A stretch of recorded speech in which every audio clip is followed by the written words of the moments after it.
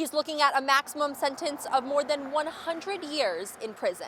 The proposal is to build a new facility in the shadow of the existing one. I spoke with the Glenburn town manager, who tells me he is aware of this situation on Outer Ohio Street. She failed to tell the owners while she was treating their animals that she did not have a license to practice. The dedication of this bridge behind me in memory of Corporal Eugene Cole has been months in the making. I flew here to Newark Liberty International Airport for the father-daughter reunion, but this story doesn't end here. They would be fine with less snow this winter, but we'll have to wait and see what Mother Nature brings. Keith, I was just saying it just started sprinkling as soon as I got out here, so it must just be my luck. I tried it out for myself, but didn't exactly net the same results.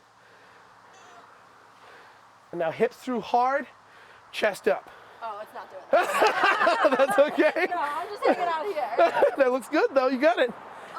I actually lifted it. You did, that's awesome. I didn't even think That was very impressive, good job. Not bad for a novice. Legitimate documents like my passport are made with really good high quality paper.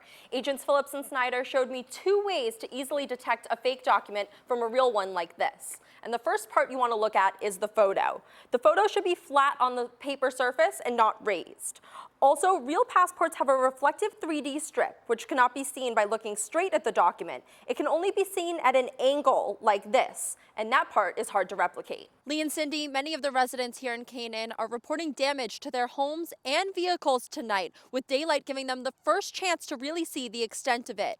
Bullets hit one resident's Prius as she was driving, forcing her to duck as she actually backed away from the scene. Another resident showed me bullet holes in the panels on the sides of her home, with most residents like these two taking cover. Those who did not were looking out their windows, seeing the extent of it. Gunfight right outside my house.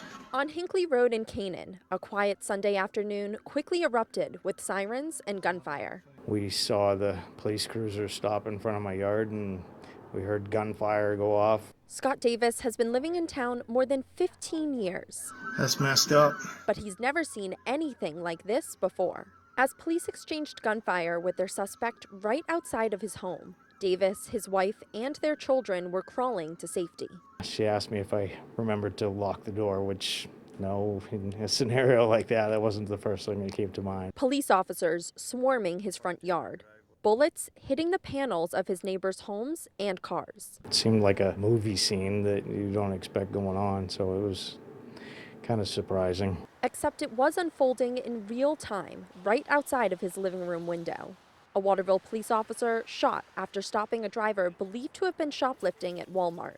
The suspect shooting back, leading police on a chase ending right here in Canaan, right across the street from Bud Ingraham. Saw all the blue lights and the yellow tape and wondered what was going on. What was going on was the end of the line for the suspect. Police say officers shot 29-year-old Richard Murray Burns, ending the gunfight. Logging trucks are the biggest noise around here usually. I hope to never see anything like that again. The officer who was shot is Waterville Police Officer Timothy Hinton. I'm told he will need surgery to remove the bullet fragments from his arms, but he's otherwise doing well tonight. Meanwhile, the suspect, Richard Murray Burns, was brought by Life Flight to Northern Light Eastern Maine Medical Center, but his condition is not yet known to us this evening. There are 8 officers total on paid administrative leave from firing their weapons during this incident, which is now in the investigative hands of the Attorney General's office. Engines blaring, tires screeching, the smell of car fumes in the wind. It's a night at the track, and number 95 is in the first race.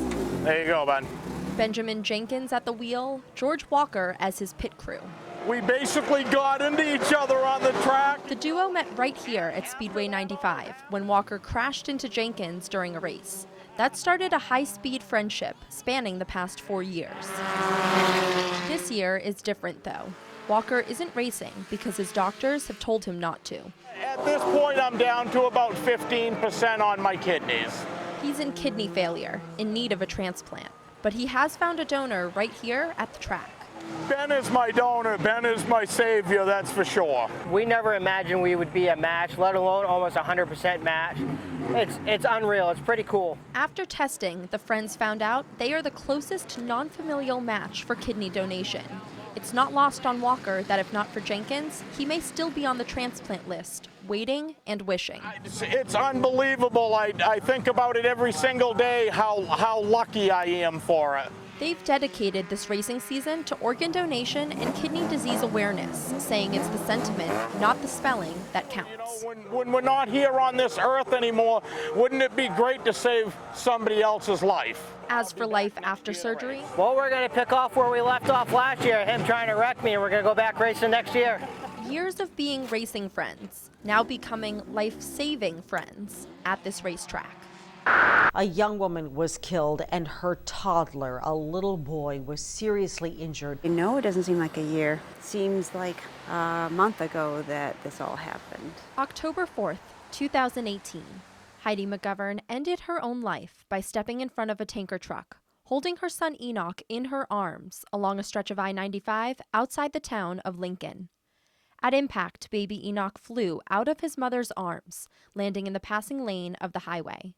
The first 3 people to come to his aid, a nurse, an ambulance, and an off-duty EMT, all just passing by. They were all there without being called. Yep. That's pretty amazing. That it was God that brought them all there. You know, it didn't just happen. The family of Heidi McGovern is talking about the pain no family should have to endure. I cannot understand, this tragedy, why or how, or it's just something I can't wrap my mind around. A family in shock, sitting at the hospital 5 days after the crash. It took a long time for all that to sink in. 1 year later, sitting in Heidi's garden outside the Lee Baptist Church, those wounds are still raw. I'm a crier. Yeah. Still cry. Every day I find myself literally shaking my head like I'm trying to shake off the reality of it. Like it didn't happen, this really didn't happen, and then come back to reality that it did. Folks at home followed Enoch's recovery from the hospital's intensive care unit. Swish, swish, swish. All through the... Step by step when he got to go home and take his first steps. He actually learned how to walk with that cast on. He would stand up and scoot around with this biker cast on. To Enoch's convoy for a cause. Goodbye. It's just because of this little boy. It's a drastic measure the measures that she took with Enoch and whatnot, it really hit a lot of people hard. It was a shock to a lot of people, I guess. A shock, of course. Baby, go this way. Just as shocking how this little boy, now 3 years old, won't have any lasting physical effects from the trauma he endured. Except for a couple scars here and there, you'd never know anything happened. It's amazing. But the scars you can't see, he'll have to carry with him every day. Go for.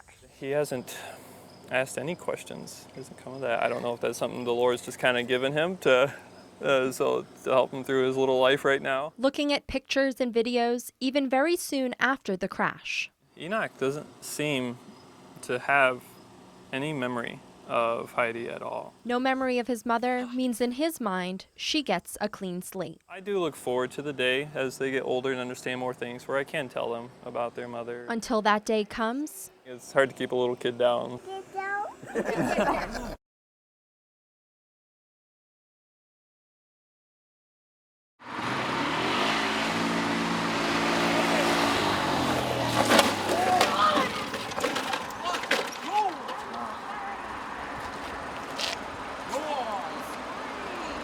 You guys okay?